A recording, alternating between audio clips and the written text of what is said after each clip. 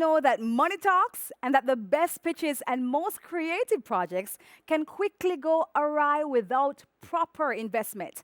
Now, to help you with the financial side of things, we've recruited a co-production expert who will give you the lay of the land when it comes to setting up effective co-productions and advise you on these strategies to up your financial game. Now, I know you're eager to hear from our next speaker, but just remember that you will be able to participate via the live chat feature and ask him all the questions right there. Ladies and gentlemen, please help me welcome to the conference Mr. Alessandro Traverso, Managing Partner of Radycle, a consulting company that takes startups to the next level of commercial development. He has worked with brands such as Discovery Inc., Talking Tom, Telecom Italia, Bob the Builder, Barney, and Thomas and Friends. Please help me welcome Alessandro. Hello, everybody. It's Alessandro Traverso. I'm managing partner for Radycle, which is a company that helps startups with their plans, with their marketing, as well as financing. And indeed, I've been involved in the financing of big shows that you may know, like Bob the Builder, Thomas and Friends, Talking Tom and Friends, Barney the Purple Dinosaur. And I'm here to talk to you about co-productions and financing. And more in detail, we will see how a co-production can help you finance your project, pros and cons of going for a co-production route, what other forms of financing you may have for your project, and also what briefly are recoupments, leaving you some time at the end to ask any questions that you may have. So what is exactly is a co-production? A co-production is an international joint venture development of a project where you have companies coming from different countries. Typically, it's 2 countries that are involved. It can go up to 3. And these companies are working together to share expertise, to share resources, as well as risk. It is worth to be noted that the financing will not only come in form of cash, but may also come in form of goods, as well as production services. Please also note that when you get co-financing from a co-producer, the co-producer will expect to have also co-ownership of the project and will also expect to receive exclusive distribution for the project, for sure in their territory, but they may also demand additional share of the profits from other territories. Now, why do you do a co-production? We mentioned you combine financial resources, so it means that you can raise finances from another territory. That often materializes in the form of a pre-sale to a broadcaster in another territory, which tends to be also of a greater amount that you could do otherwise yourself and will end up being part of a production budget.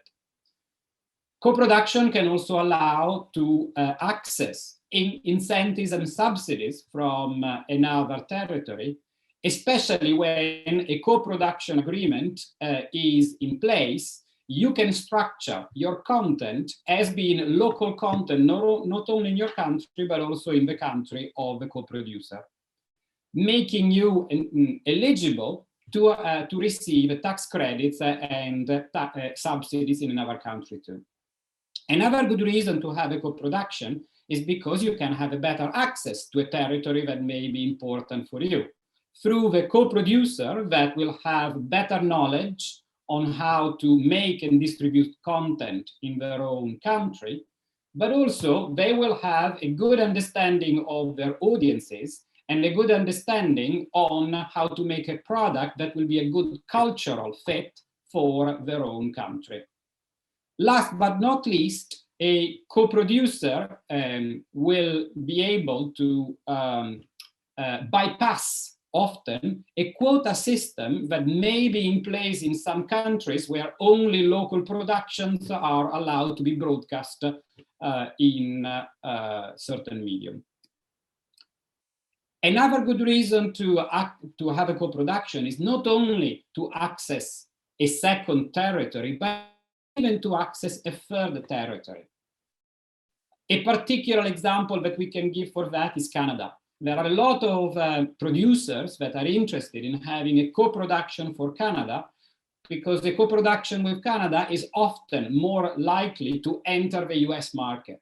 That is due to the fact that there are close cultural ties between Canada and the US. There is a shared language, but also Canadian players will have good connections with US players. You should also consider the fact that when you have a co-production, you can learn from a co-production partner, and you can get better expertise in terms of creative, technical, or business aspects. And this expertise that you can further is something that you can explore in the future for other projects. You should also consider that you can reduce your risk by having a co-production. We all know that creative projects are very, very difficult to predict. And it's very difficult to predict whether they are going to be an artistic or a commercial success. If you have a partial involvement in several projects, then you reduce your risk rather than investing in only one project. You can also use a co-production to access production facilities in a territory that may have cheaper costs compared to the territory where you are normally producing. Bear in mind that it's not necessary to have a co-production to access better production capabilities in terms of cost in other territories. You could always subcontract part of your production to the territory.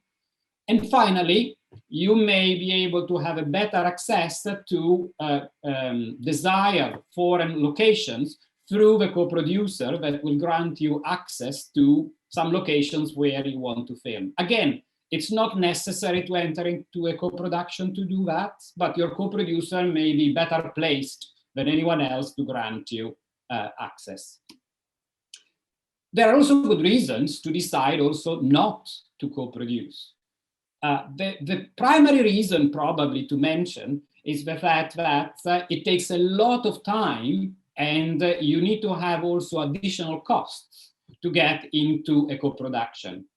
To start with, you have to negotiate a co-production deal.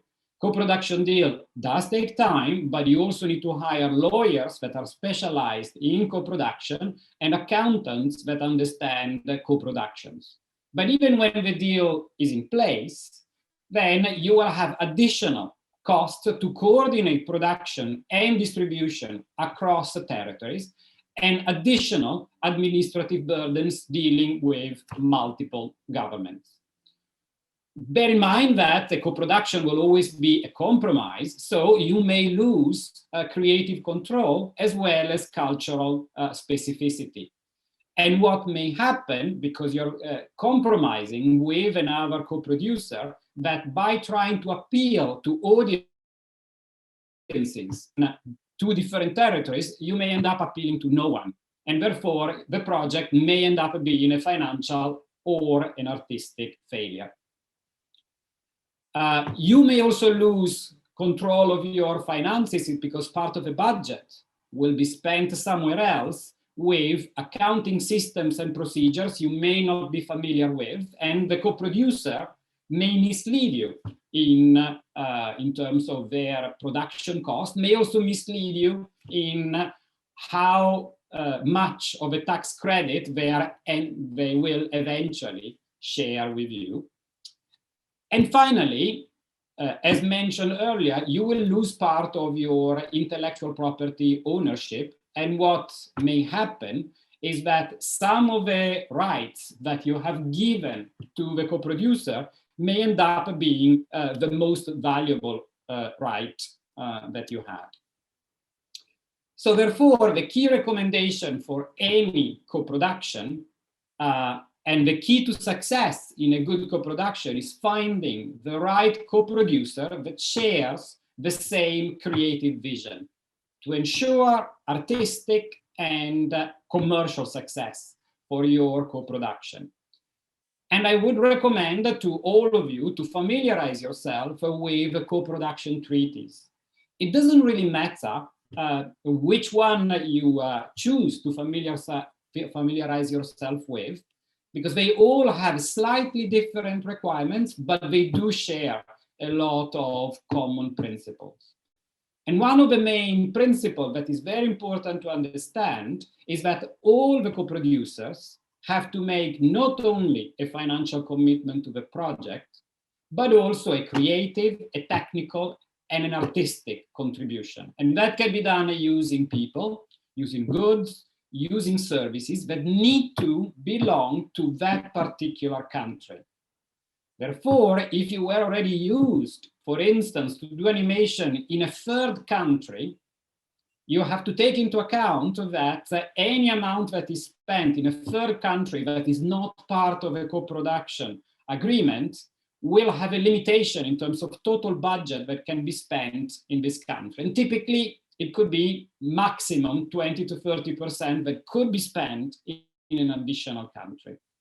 And I wanted to raise 2 points with some examples about point systems that typically are in place to access tax credits, but also cultural tests that may be in place to, again, access additional financing and subsidies in another territory.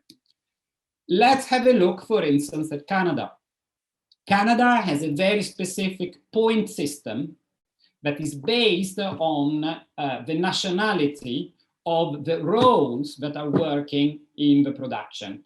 Looking, for instance, at the director, the design supervisor, the picture editor. These are some of the roles where you need to score at least 6 of these roles out of a maximum of 10. So at least 6 people need to be Canadians in order for you to access Canadian tax subsidies. Something similar is also happening in Ireland, where indeed there is a tax credit system, but bear in mind that the tax credit system is there in place to stimulate filmmaking in Ireland. And therefore, what they say explicitly that they want to promote, develop, and enhance creativity and national culture using film. The use of film is important because it means that animation is something that allows you to access tax credits. But for instance, computer games are not allowed as a potential co-production. If you meet these requirements, and we will look in a bit more detail also at the cultural test, then you can have access to tax credits, 32%. It's a very significant part of the budget that could be financed through the tax credits, which could go up to 37%. There is an additional 5% uplift if you produce in a specific area that the government want to assist further. Bear in mind that this 5% regional uplift will decrease to 3% in 2022 and will decrease to 2% in 2023.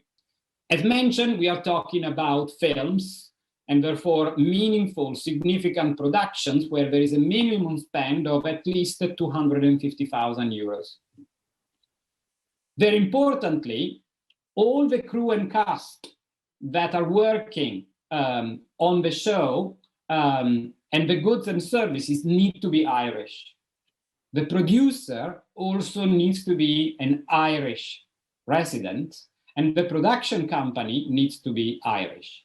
But on top of this, you have to look at meeting at least 3 points in the Irish cultural test out of a total of 8.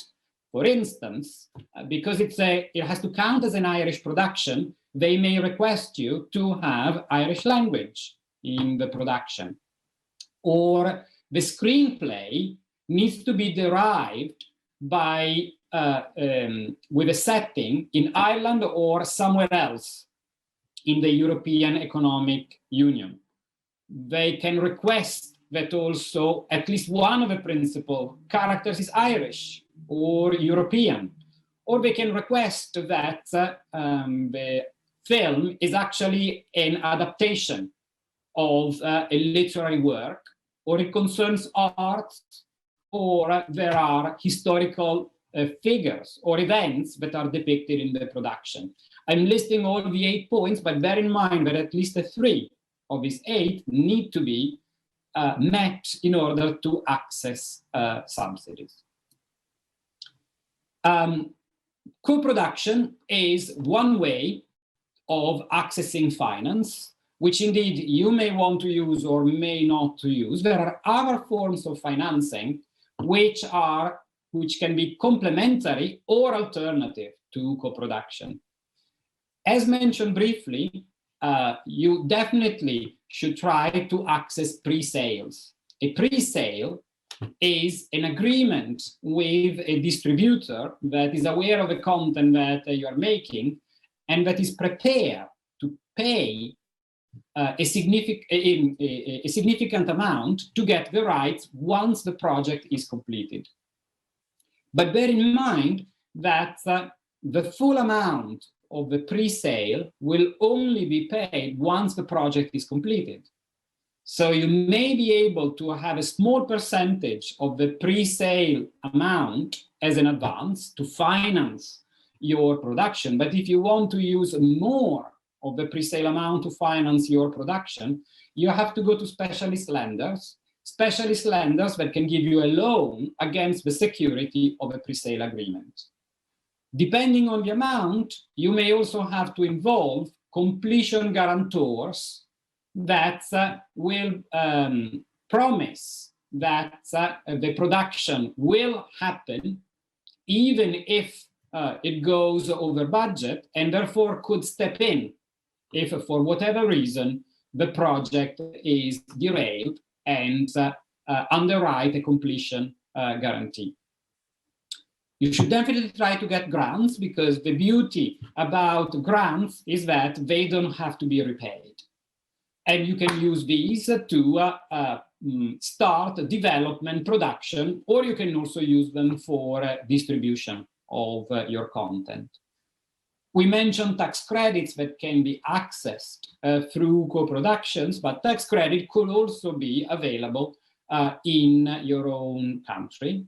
Bear in mind that tax credits don't come immediately. You get a tax credit when you have submitted a tax return that is based on the cost that you have incurred. So there is always a delay between the time that you submit your tax credit form and when the tax credit eventually come in. Also, take into account that when we were speaking about 32% tax credit or 37% in Ireland, not every expenditure will qualify for a tax credit. So it's something where indeed you would need to have an expert in tax credits to help you understand exactly how much cash can you get out of the production. Of course, you could also decide to have a straightforward debt. So you may decide to get a loan for your production. You may decide, and some people have done so, to put a loan on your house to finance your movie. I wouldn't recommend that, but it's obviously something that is possible. Other forms of financing start, for instance, with soft money. Soft money is a definition that is used for any production contribution that is raised with organizations that are trying to promote filmmaking or the production of TV shows. And these are organizations that are typically not expecting a significant return. So you could use this amount of money to finance the development phase of a film, and these organizations will only expect a return after the production has been completed and after it has started to generate some revenues. You can try to raise equity by issuing shares into a company that you have set up as the owner of the movie or of the TV productions that you are setting in place. Once you have set up all your financing options in place, which means that you have pre-sales, you have access soft money, you have a few investors on board, you may realize that you're still missing an amount to finalize your production. And this amount, this residual funding that you may need to finalize your production is what is called gap finance. And there are specialist financiers that just do that. They provide gap financing to make sure that the project is completed.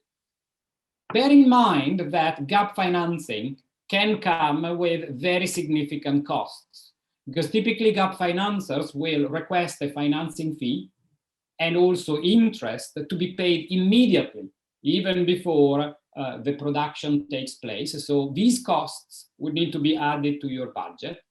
And take into account also that typically they demand to be repaid in first position when the movie or the TV show, the production in general, starts to generate revenues. We have mentioned briefly the fact that you can get equity for your production. What type of equity investors can you expect to get?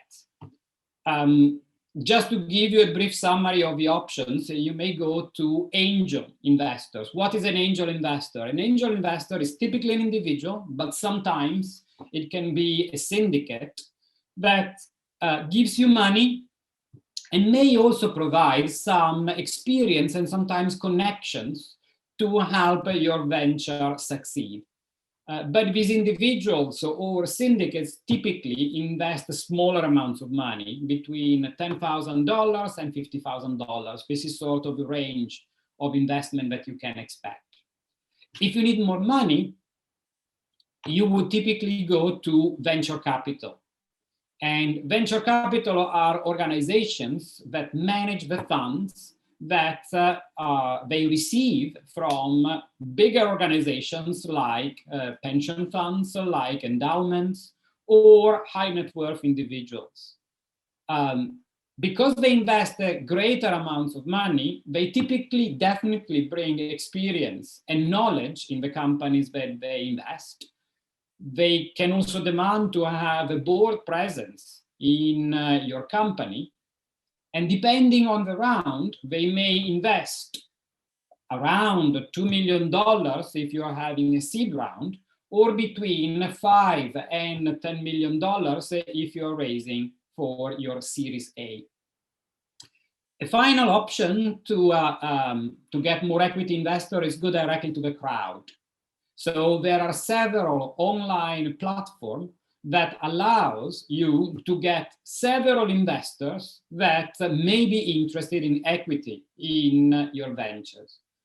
And rather than just having one investor or a small group of investors, you may end up having hundreds or even thousands of investors.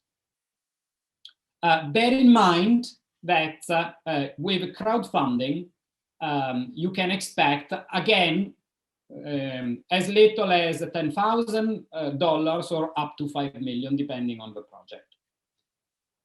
Very importantly, and we will spend just a little bit on this, all financiers will expect to get their money back. With the exclusion of grants, as we mentioned earlier, which you don't have to repay a grant, you have to pay back before your own production company can receive any of the money that is generated by your intellectual property.